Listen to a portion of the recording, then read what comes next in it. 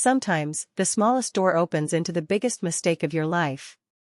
I didn't know that when I wrapped both hands around the cold metal handle behind the Grand Ashford Hotel.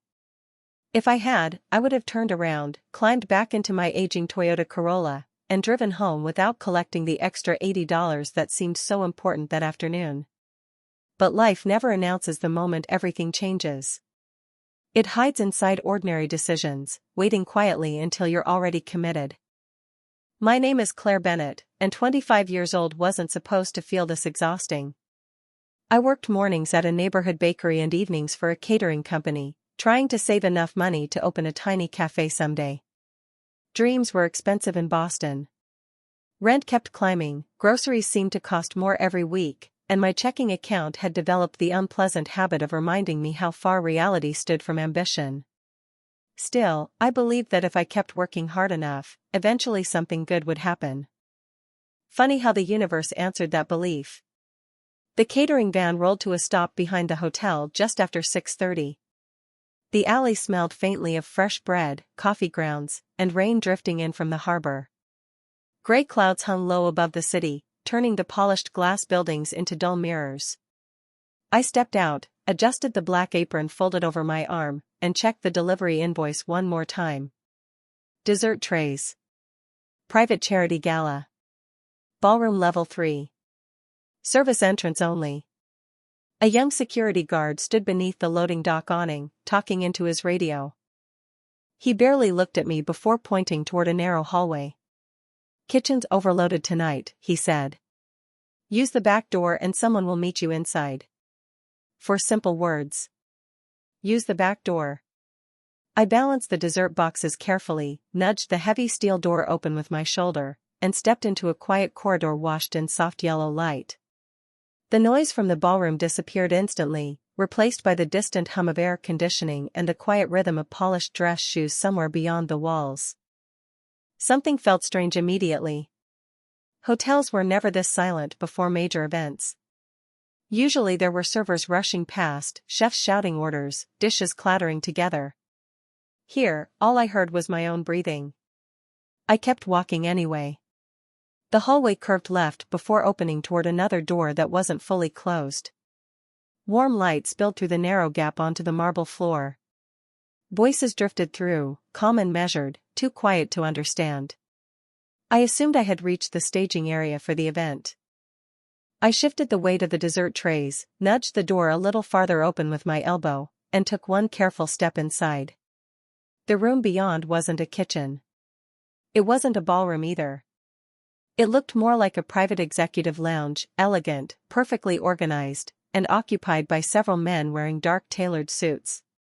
Every conversation stopped at exactly the same moment. Slowly, every face turned toward me. And standing at the center of the room was the only man who didn't seem surprised that I had just walked into his world. I froze so completely that I almost forgot the weight of the dessert trays digging into my arms. Nobody spoke. Nobody rushed toward me. The silence itself felt heavier than any shouted accusation could have. My eyes moved from one unfamiliar face to another, searching for someone wearing a chef's jacket or a catering uniform, anyone who could explain why I had wandered into the wrong room. Instead, every person standing there looked as though they belonged in the pages of a luxury magazine. Perfectly tailored suits. Expensive watches that caught the warm light. Calm expressions that revealed absolutely nothing. Then my attention settled on the man standing in the center. He was taller than everyone else by at least a few inches, with dark brown hair brushed neatly away from his forehead and blue eyes that seemed almost unnaturally clear beneath the crystal chandelier above him. He could not have been much older than 33, yet there was something about the way everyone unconsciously angled their bodies toward him that made him seem larger than the room itself. He did not need to introduce himself. Leadership surrounded him like invisible gravity. He studied me without saying a single word. Not rudely. Not suspiciously. Simply, carefully. As though he were trying to solve a puzzle that had unexpectedly appeared in front of him. I lowered the dessert trays onto the nearest side table before my trembling hands dropped them. "I am so sorry," I said quickly. "I think I took the wrong hallway." Someone outside told me to use the back entrance. My voice sounded embarrassingly loud against the quiet room. Nobody answered. One man near the fireplace glanced toward the stranger in the center before looking back at me, apparently waiting for permission even to breathe. I suddenly became aware of everything about myself. My inexpensive black work shoes. The flour still dusting one sleeve from the bakery earlier that morning. The loose strand of blonde hair that had escaped my ponytail. I looked painfully ordinary among people who seemed carved from confidence. The man finally took one slow step forward. His polished shoes barely made a sound against the marble floor. "Your name?" he asked, his voice calm and remarkably steady. There was no anger in it. Somehow, that unsettled me even more. "Claire," I answered. "Claire Bennett." He held my gaze another second before asking, "Who hired your company?" I blinked. "Harper Catering. We are delivering desserts for the charity gala upstairs." One of the older men quietly picked up a folder from the conference table and checked something inside before giving the smallest nod toward the man in front of me.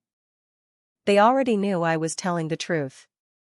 Relief began to loosen the knot in my chest, but only slightly. The stranger continued watching me with an expression that was impossible to read. His eyes drifted briefly toward the open door behind me, then back to my face. "Did you hear anything before you entered?" he asked. I thought about the muffled voices in the hallway. "No," I admitted honestly. "I only heard people talking. I assumed it was event staff." His eyes searched mine as though measuring every heartbeat hidden behind my words. Seconds stretched into what felt like minutes. Finally, he gave one almost invisible nod. "You made a mistake," he said quietly. Nothing more. The tension inside the room eased so subtly that I almost missed it. A few shoulders relaxed. Someone reached for a glass of sparkling water. Conversation had not resumed, but the atmosphere shifted. I released the breath I had apparently been holding the entire time. "Thank you," I whispered. "I really am sorry." I bent to pick up the dessert trays again, eager to disappear before anything else could go wrong. As I turned toward the doorway, his voice stopped me one last time. "Claire." I looked back. His expression remained perfectly composed. "Next time," he said, "make sure someone tells you exactly which door leads where." I managed a nervous smile and nodded, believing with complete certainty that I would never see him again. I found the ballroom exactly where the event coordinator said it would be, glowing beneath enormous crystal chandeliers that scattered warm light across polished marble floors. The sound of a string quartet floated through the air while guests laughed softly over glasses of sparkling water and carefully arranged desserts. It looked like every elegant charity gala I had ever imagined, yet something inside me refused to settle. My heartbeat had slowed, but it had never completely returned to normal. Every few minutes I caught myself glancing toward the entrance, half expecting the mysterious man from downstairs to appear again. He never did. Instead, I focused on work. I arranged miniature cheesecakes, chocolate tarts, and lemon pastries with practiced precision, forcing myself back into the rhythm that had always calmed my nerves. Plates. Garnishes. Fresh serving utensils. Smile at the guests. Repeat. For nearly an hour, everything felt wonderfully ordinary again. I convinced myself that I had simply wandered into an executive meeting by accident.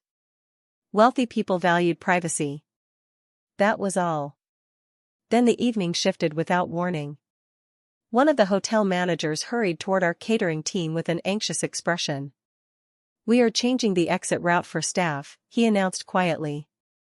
"When your shift ends, do not use the loading dock.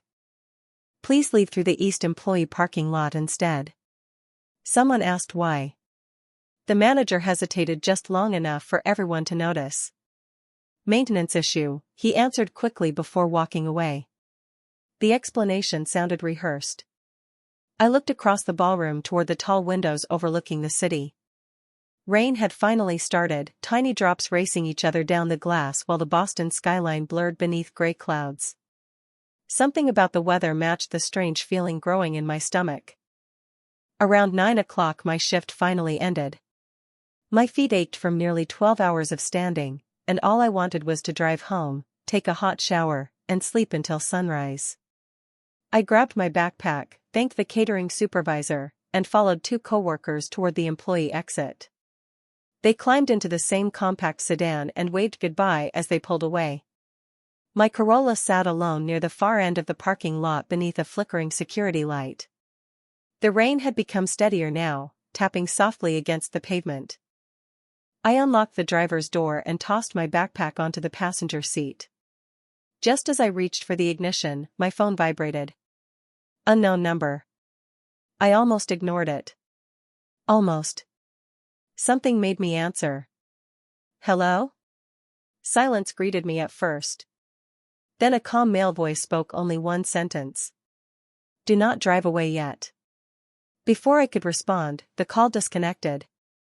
I stared at the screen, confused. No caller identification. No voicemail. Nothing. My first thought was that one of my coworkers was playing a joke, but none of them had my personal number. I looked around the nearly empty parking lot. Nothing seemed unusual. A delivery truck rolled slowly toward the street. A maintenance worker pushed a trash bin across the sidewalk. Rain continued falling with peaceful determination. I laughed nervously at myself, slipped the phone into my purse, and reached for the ignition again. Before my fingers touched the key, another sound drifted through the rain. Footsteps. Not hurried. Deliberate. Coming from somewhere behind my car. A strange chill climbed the back of my neck. Without fully understanding why, I slowly lifted my eyes to the rearview mirror. A familiar figure in a dark tailored coat was walking across the parking lot, his blue eyes already fixed on me. My hand stopped inches from the ignition. Through the rain-speckled rearview mirror, I watched the stranger from the hotel cross the parking lot with the same quiet confidence he had carried in that private room downstairs. He was alone this time. No crowd. No elegant ballroom. No men in tailored suits surrounding him. Just the steady sound of rain falling across the asphalt as he approached my old Corolla like he had nowhere else to be. Every instinct told me to start the engine and leave, yet something stronger told me that if this man had wanted to stop me, he would have done it long before I reached my car. I lowered the window only 2 inches. Cool rain-scented air drifted inside. Did I forget something at the hotel? I asked, trying to sound calmer than I felt. His expression remained unreadable. No, he answered. I simply wanted to make sure you had not driven away. I frowned. You were the one who called me. He gave the slightest nod. Yes. I stared at him for a long moment. How did you get my number? He looked toward the catering badge still hanging around my neck. Your employer keeps emergency contact information on file. I asked for it. The answer should have bothered me more than it did. Instead, I found myself asking the question that had been sitting in my mind since I first saw him. Who are you? For the first time that evening, something almost resembling a smile touched the corner of his mouth. Adrian Walker. He offered nothing else, as though the name alone should explain everything. It did not. You came all the way out here just to tell me not to leave? I asked. His eyes moved briefly past my shoulder toward the entrance of the parking lot before returning to mine.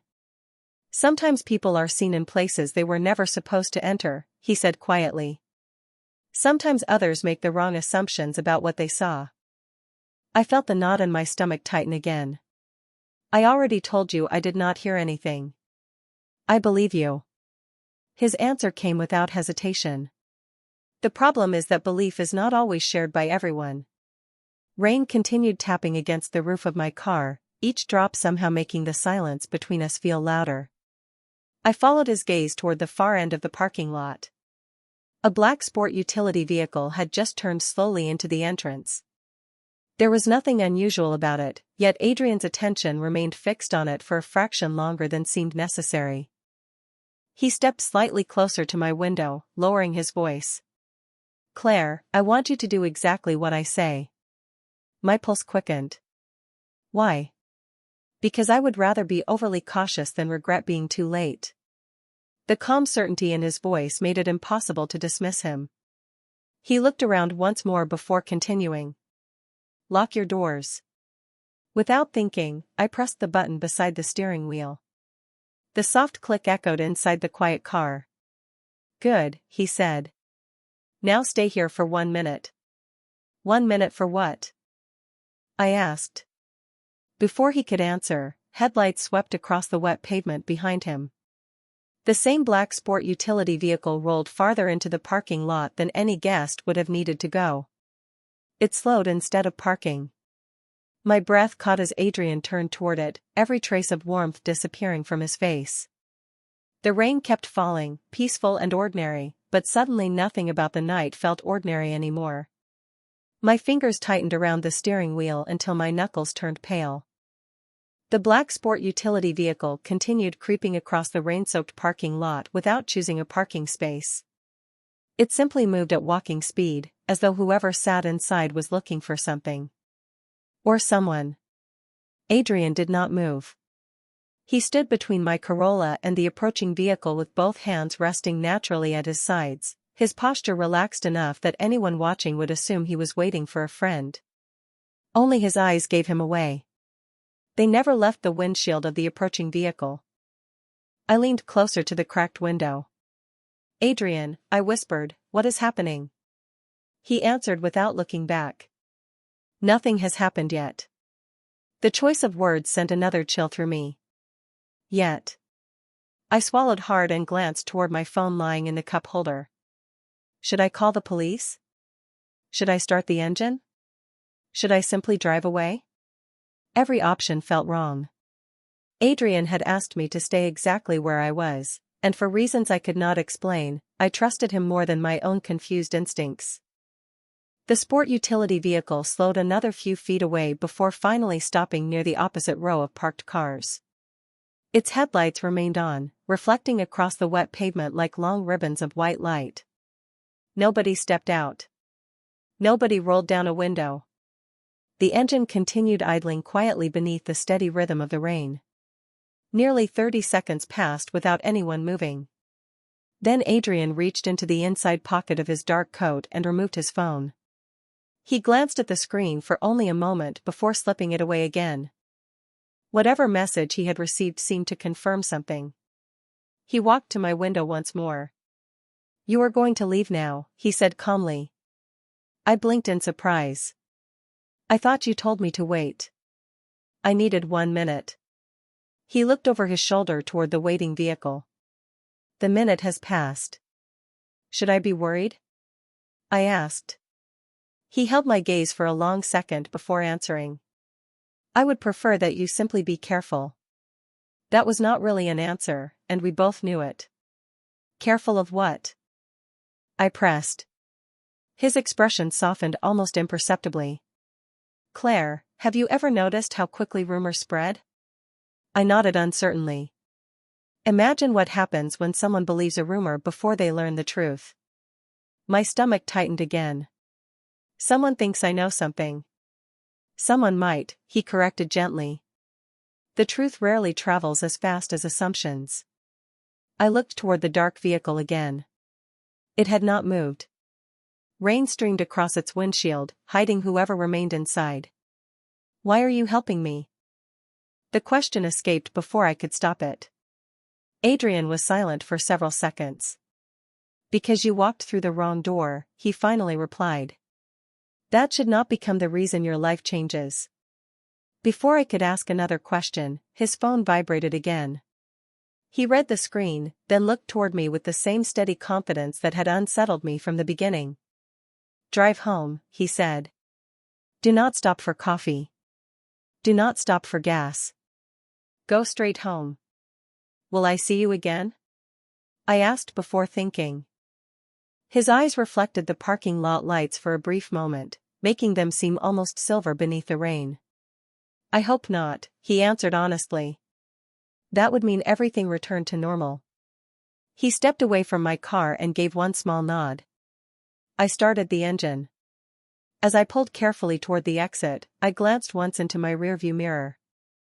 Adrian remained standing exactly where I had left him, facing the black sport utility vehicle that had still not moved an inch, and for reasons I could not explain, I had the overwhelming feeling that whatever had truly begun that night had nothing to do with me accidentally entering the wrong room, but everything to do with someone else refusing to let that mistake remain an accident. The drive home should have taken 23 minutes. That night it felt twice as long. Every pair of headlights behind me made my pulse jump. Every traffic light seemed to stay red forever. Adrian's words repeated inside my head with relentless clarity. Go straight home. Do not stop. I followed his instructions without questioning them. When my apartment building finally came into view, I released a breath I did not realize I had been holding since I left the hotel. My building was nothing special. 3 stories of aging brick tucked between a laundromat and a family-owned bookstore. The front porch light flickered the way it always had, and Mrs. Donnelly from apartment 3 was still watering the flowers she somehow kept alive despite New England weather. Everything looked comfortingly ordinary.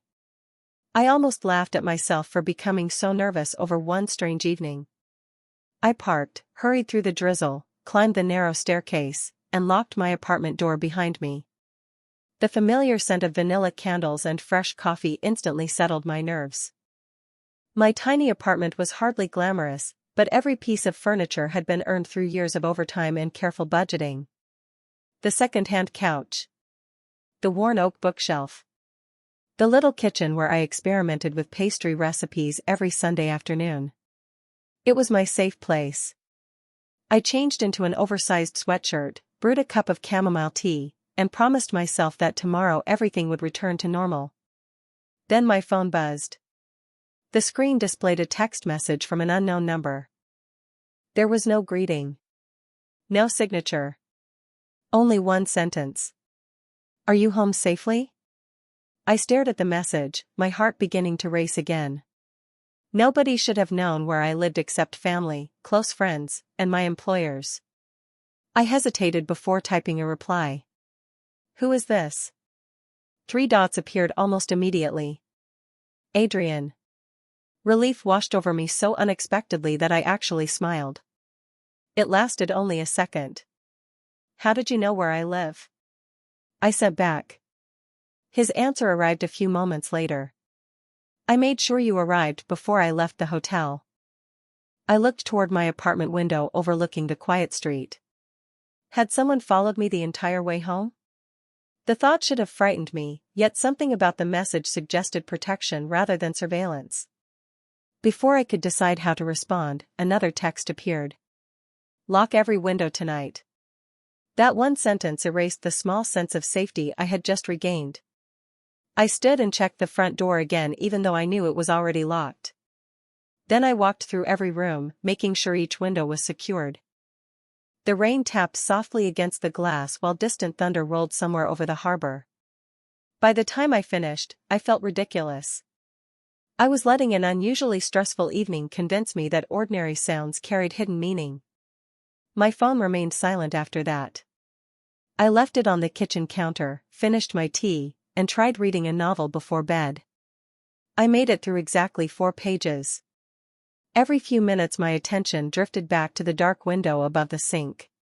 Finally, just after midnight, I turned off the lights and climbed into bed. Sleep came slowly.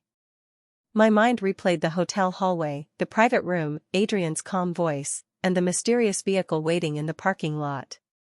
Sometime after 1 in the morning, a sound pulled me awake. Not loud. Not dramatic. Just 3 soft knocks. They did not come from my apartment door. They came from the fire escape window beside my bedroom. I sat upright so fast that the blankets slid onto the floor. My bedroom remained almost completely dark except for the pale glow of the streetlight filtering through the rain outside. For several seconds I did not breathe. I simply listened. The apartment was silent again. Maybe I had imagined it. Maybe the old branches outside had scraped against the fire escape like they sometimes did during storms. I closed my eyes and tried to slow my heartbeat. Then the sound came again. 3 soft knocks. Slow. Evenly spaced. Deliberate. They came from the bedroom window, not the front door. Every warning Adrian had given me rushed back at once. Lock every window tonight. My pulse hammered against my ribs as I carefully reached for my phone on the nightstand. 1:15 in the morning. My hands trembled while I opened my messages. Without thinking, I typed 3 words. Someone is here. I pressed send before I could question whether that was a ridiculous thing to do. The message showed as delivered instantly. I expected no reply. Instead, the phone vibrated almost immediately. Do not go near the window. My heart skipped. I stared at the screen in disbelief. Another message appeared before I could answer. Are the lights off? I quickly typed back. Yes. Stay that way. I climbed quietly out of bed, keeping low as I moved toward the bedroom door instead of the window. Every floorboard seemed louder than usual beneath my bare feet. I reached the hallway and listened again. The apartment remained completely still except for the rain tapping softly against the glass. Then I heard something different. A faint metallic sound outside. Like someone carefully testing the fire escape railing. My stomach tightened into a knot. Whoever was out there was trying very hard not to make noise. Another vibration interrupted my thoughts. Adrian again. Go to your bathroom. Stay away from every exterior window. I obeyed without hesitation. The bathroom sat in the middle of the apartment with no windows at all. It suddenly felt like the safest room I had ever seen.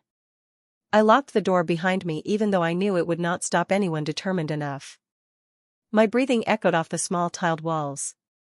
I wrapped both hands around my phone as if it were the only solid thing left in the world. Seconds stretched painfully. Then another text arrived. I am outside. Relief and confusion crashed into me at the same time. Outside where? Before I could ask, another message appeared. Stay exactly where you are until I tell you otherwise. I listened with every ounce of concentration I had. The rain continued falling. Somewhere below, a car door closed softly. Footsteps crossed wet pavement. Then silence returned once more. I looked at the clock. Only 3 minutes had passed since the first knock, yet it felt like half the night had disappeared. Suddenly my phone rang. Adrian's name filled the screen. I answered immediately but kept my voice barely above a whisper. What is happening? There was a brief pause before he spoke. His voice remained calm, steady, almost reassuring despite everything. Claire, listen to me carefully. Someone came here tonight because they believed you had information. I closed my eyes. But I do not. I know. His answer came without hesitation. Unfortunately, the people making decisions do not know that yet.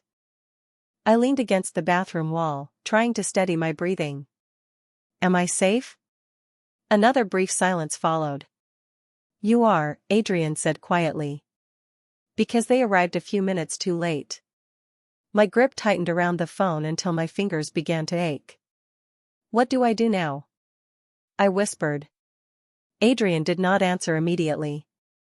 I could hear the faint sound of rain through his end of the call, followed by what sounded like a car passing somewhere in the distance. When he finally spoke, his voice carried the same calm certainty that had followed him since the moment I first saw him. You are going to leave your apartment. I stared at the bathroom door. Right now? Yes. But you just told me to stay here. The situation changed. My heart sank. How? Because whoever came tonight now knows this address is connected to you. I closed my eyes. This tiny apartment had been my entire world for almost 4 years. Every memory I had built in Boston lived inside these walls. The thought of walking away from it in the middle of the night felt impossible. Claire. Adrian's voice gently interrupted my thoughts. Take only what you cannot replace. I looked around the bathroom. Toothbrush. Towels. Ordinary things that suddenly seemed meaningless. I hurried into my bedroom, keeping away from the windows just as he had instructed. My hand shook while I stuffed a backpack with my wallet, phone charger, passport, a few changes of clothes, and the small notebook where I had spent years sketching ideas for my future bakery. Everything else stayed behind. I paused beside the framed photograph of my parents sitting on the bookshelf. My mother was laughing at something outside the frame while my father looked at her instead of the camera. I carefully slipped the picture into my backpack. "I am ready," I whispered into the phone. "Good," Adrian replied. "Walk to your front door. Look through the peephole. Tell me what you see." I followed his instructions. The hallway outside looked completely empty beneath the dim ceiling lights. Nobody. "Open the door." I hesitated only a second before unlocking it. The hallway remained silent. "Turn left," Adrian said. "Walk to the stairwell. Do not use the elevator." Every step echoed louder than the last. The building felt strangely abandoned, as though every neighbor had disappeared. When I reached the ground floor, I saw the front entrance standing just beyond the mailboxes. Rain blurred the glass doors, making the outside world look distant and unreal. "Keep walking," Adrian instructed. I pushed the door open. Cool night air rushed across my face. A sleek black sport utility vehicle waited quietly beneath the streetlight across from the entrance with its headlights turned off. Adrian stood beside the passenger door, one hand tucked inside his coat pocket as rain collected on his dark overcoat.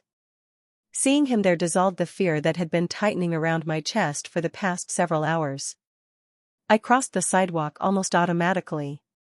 He opened the passenger door before I reached him. "Get in," he said. I stopped beside the vehicle without moving. "If I leave with you," I asked softly, "when do I come home?" For the first time since we met, Adrian did not answer immediately. His blue eyes searched mine with an honesty that somehow frightened me more than uncertainty would have. "I do not know," he admitted. "But I do know that staying here tonight would not give you the future you deserve." I looked back once at my apartment building, its familiar windows glowing warmly against the rain. Everything I recognized remained inside those walls. Everything waiting outside belonged to a world I had never wanted to enter. Yet somehow it already felt as though that world had quietly reached into mine first. Without another word, I climbed into the passenger seat. Adrian closed the door gently behind me, walked around the front of the vehicle, and settled into the driver's seat. As the engine started, he glanced at me only once before pulling away from the curb. "From this moment on," he said quietly, keeping his eyes on the empty road ahead, "stay behind me, and do not believe everything you are about to hear." The city lights slipped across the rain-covered windshield in long ribbons of gold and white as Adrian guided the sport utility vehicle through nearly empty streets. Neither of us spoke for several minutes. The heater filled the cabin with welcome warmth, slowly drying the rain from my sweatshirt, but it did nothing to quiet the questions racing through my mind. I looked out the passenger window, watching familiar neighborhoods disappear behind us one block at a time. Somewhere back there sat my apartment, my bakery job, my ordinary routine, and a version of my life that had ended the moment I opened the wrong door inside the hotel. I finally broke the silence. "Where are we going?" Adrian kept his attention on the road. "Somewhere secure." "That is not an answer." A faint smile appeared before disappearing just as quickly. "No. It is not." I folded my arms across my chest. "You expect me to trust you, but I barely know your name." He nodded once as if he had expected that response. "Fair." The vehicle turned through a quiet neighborhood lined with old maple trees before passing through tall wrought iron gates that opened without him stopping. Beyond them stood an elegant stone estate overlooking the harbor. Warm lights glowed from large windows, making the house feel surprisingly welcoming instead of intimidating. It looked less like the fortress I had imagined and more like a place where generations of one family had celebrated holidays together. Adrian parked beneath a covered entrance but made no move to leave the vehicle. "Before we go inside," he said, "there are two things you need to understand." I waited. First, you are here because I believe you deserve to be protected. He paused briefly. Second, nobody inside this house will question you, threaten you, or force you to stay. I searched his face for any sign that he was telling me what I wanted to hear instead of the truth. I found neither arrogance nor manipulation. Only quiet certainty. Then I can leave? I asked. Whenever you believe it is safe. And if I decide tomorrow morning? He looked directly at me. I will personally drive you wherever you wish to go. His answer caught me completely off guard. Nothing about this matched the frightening stories people whispered about powerful men who controlled everything around them. Why? I asked again. Why are you helping someone you met only a few hours ago? Adrian rested both hands lightly on the steering wheel before answering. Because power has value only when it protects people who cannot protect themselves. I blinked in surprise. That was not the philosophy I expected from a man who commanded an entire room with a single glance. You looked disappointed, he observed quietly. I looked confused. That is understandable. Rain continued tapping gently against the roof while neither of us moved. Finally I laughed softly, more from exhaustion than amusement. Do you know what the strangest part of tonight is? He shook his head. I am sitting in an expensive vehicle outside a mansion with a man everyone seems afraid of. I smiled weakly. And somehow you are the only person who has actually made me feel safe. Adrian looked away toward the front entrance as though my words carried more weight than he wanted to acknowledge. After a long silence he opened his door and stepped into the rain. A few seconds later he came around and opened mine before I could reach for the handle. I climbed out, clutching my backpack against my shoulder. The front door opened before we reached it. An older woman with silver hair and kind blue eyes stood smiling beneath the warm light of the foyer. She looked first at Adrian, then at me. You finally brought your guest home, she said gently. Adrian's normally unreadable expression softened in a way I had not thought possible. Margaret, he replied, this is Claire. Please make sure she feels like she belongs here until the morning. Margaret led me through the front hall with the quiet confidence of someone who had spent decades making strangers feel welcome. The estate looked even larger from the inside. Polished hardwood floors stretched beneath soft golden lighting, family photographs lined the walls instead of expensive artwork, and the faint scent of fresh bread drifted from somewhere deeper inside the house. Nothing about it matched the cold image I had built in my imagination. I had expected guards at every corner and an atmosphere that demanded silence. Instead, the place felt lived in. Warm. Almost peaceful. You must be exhausted, Margaret said with a gentle smile. The guest suite is ready whenever you are, but first I think you need something warm to eat. I realized she was right. I had barely eaten anything since breakfast. We stepped into a spacious kitchen where a pot of homemade soup simmered quietly on the stove. Margaret placed a bowl in front of me along with slices of warm sourdough bread. Mr. Walker always asks me to keep extra food ready, she explained. He believes people make better decisions after a proper meal. I smiled despite everything that had happened. Does he always think of things like that? Margaret chuckled softly. More often than he wants anyone to know. While I ate, my eyes wandered toward a nearby doorway leading into what looked like a library. Through the partially open door I noticed Adrian standing beside a large fireplace, speaking with an older gentleman wearing reading glasses. Papers covered the coffee table between them, but there were also children's drawings held neatly under magnets on a nearby cabinet. Bright crayon houses. Smiling stick figures. A golden retriever with ears far too large for its head. They looked wonderfully ordinary. Adrian noticed me looking and excused himself from the conversation. He walked into the kitchen carrying one of the drawings. My nephew made this last weekend, he said, handing it to me. The picture showed a lighthouse beside the ocean with two smiling figures holding fishing poles. Across the top, written in uneven blue letters, were the words, Uncle Adrian. He is talented, I said honestly. Adrian smiled almost imperceptibly.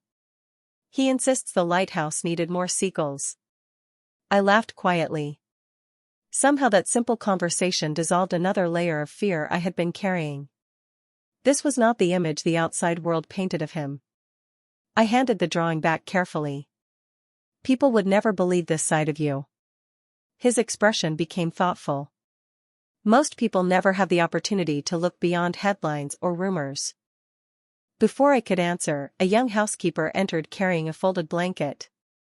She greeted Adrian with genuine warmth rather than nervous obligation. He thanked her by name and asked whether her son had recovered from the flu she had mentioned earlier that week. She smiled with obvious gratitude before leaving the room. I watched the exchange in silence. He remembered details about the lives of people who worked for him. That small moment revealed more about his character than any explanation ever could. Adrian noticed the look on my face. "You expected someone else," he said quietly. I nodded. "I think I did." He leaned lightly against the kitchen counter, his voice calm as always. "Claire, there are people who use fear because they have nothing else. There are also people who carry responsibility that others mistake for fear." I looked around the warm kitchen, at Margaret washing dishes while humming softly, at the family photographs covering the walls, and at the children's drawings still resting in Adrian's hands. Everything I had assumed about him was slowly beginning to unravel. Then his phone vibrated. He glanced at the screen, and for the first time since I had met him, the quiet calm in his eyes disappeared. He looked toward me with unmistakable concern. "I need you to stay inside," he said. "Someone has just confirmed what I hoped would not be true." This was never about what you heard. It was about someone making certain I believed you had heard it. The room fell completely silent after Adrian lowered his phone. Margaret stopped drying the dishes. The older gentleman in the library looked toward the kitchen without saying a word. Whatever message had appeared on that screen had changed something important. Adrian slipped the phone back into his coat pocket and turned to me. "Claire, I need to ask you a difficult question." I nodded. "Anything." "Think carefully. Did anyone speak to you before you entered the hotel through the service entrance? Anyone unusual? Anyone who insisted you use that specific hallway?" I searched my memory. The entire evening replayed itself piece by piece. The catering van. The loading dock. The young security guard. Then another face appeared. A hotel employee carrying folded tablecloths had stopped me just before I reached the service corridor. I remembered him smiling politely. "The kitchen is crowded," he had said. "Take the hallway on the left. It is faster." My eyes widened. There was someone. Adrian remained perfectly still. "Tell me everything." I described the man as accurately as I could. Mid-30s. Brown hair. Hotel uniform. Silver name tag. Friendly smile. Nothing about him had seemed unusual at the time. When I finished speaking, Adrian exchanged a brief glance with the older gentleman. Neither of them looked surprised. "The hotel confirmed every employee working tonight," the older man said quietly. "No one matching that description was scheduled." A cold wave of realization settled over me. He was pretending to work there. Adrian nodded once. "Which means you were not randomly redirected."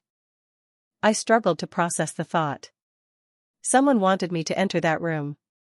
"Yes." His answer came without hesitation. "And they wanted me to see you enter it." I looked from Adrian to the papers spread across the nearby table.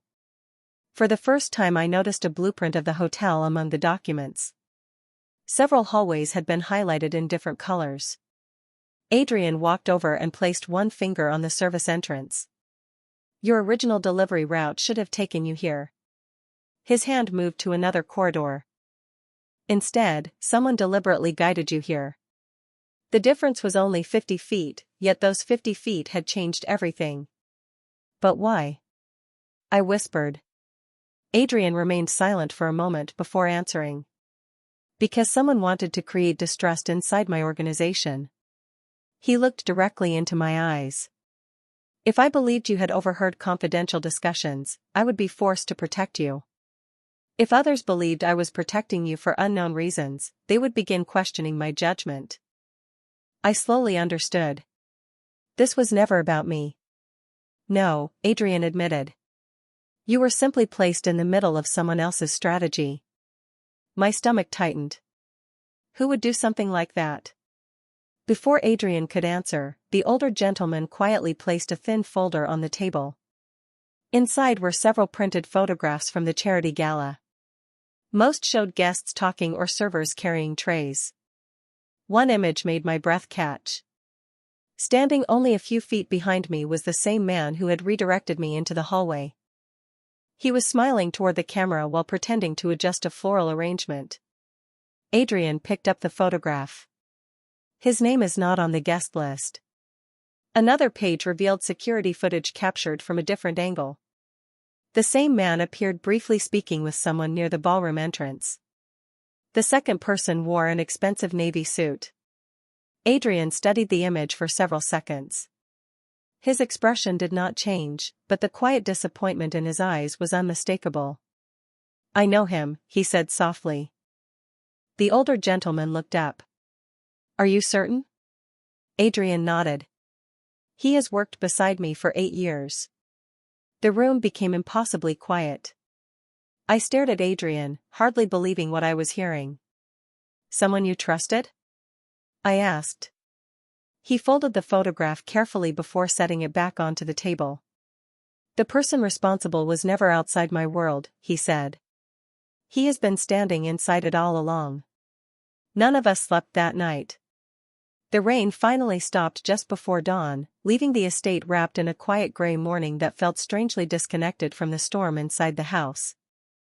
I stood beside the library window with a cup of coffee growing cold in my hands while Adrian studied the photographs spread across the table for what must have been the 100th time. He barely moved. He simply looked, searching for something everyone else had missed. The older gentleman quietly organized reports while Margaret carried breakfast into the room, though almost nobody touched it. The silence was not uncomfortable. It was focused.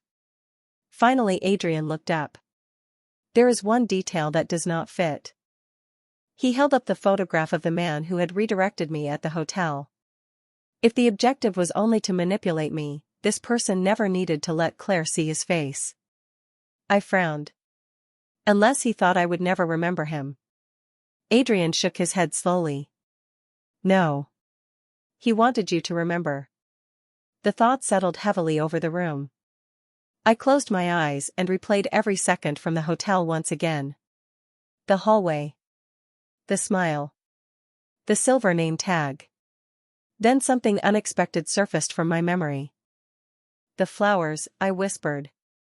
Adrian immediately looked at me. What flowers? When he pretended to adjust the floral arrangement. I pointed toward the photograph. He never touched the flowers. He only reached behind the vase for a second. The older gentleman enlarged the image on a nearby computer screen. The photograph became grainy, but one detail stood out. The decorative vase sat unusually close to the wall. Adrian leaned closer. Security camera. His voice remained calm, yet I could hear certainty replacing doubt. He was blocking its angle. Within minutes the hotel's archived security recordings were displayed across the large monitor. The footage confirmed exactly what my memory had uncovered. For nearly 40 seconds, the hidden camera's view had been obstructed while the disguised employee redirected me toward the restricted hallway. 40 seconds. Just enough time to ensure no recording clearly captured the exchange. Adrian looked at me with quiet admiration. You noticed what none of us did. I shook my head. I only remembered because you asked the right questions. Before anyone could respond, another camera angle appeared on the screen. The disguised employee walked away from the floral arrangement and briefly met another man near the ballroom entrance. This time the image was much clearer. Adrian recognized him instantly. So did the older gentleman. Neither of them spoke his name aloud. They did not have to. The disappointment in Adrian's eyes said everything. Invite him here, Adrian said calmly. No accusations. No confrontation. Simply tell him we need to discuss charity donations from last night. The older gentleman nodded and quietly left the room. I looked at Adrian. You already know what happened, do not you? He remained silent for several seconds before answering. I know enough to let someone reveal the rest themselves. Hours passed before a luxury sedan rolled slowly into the circular driveway.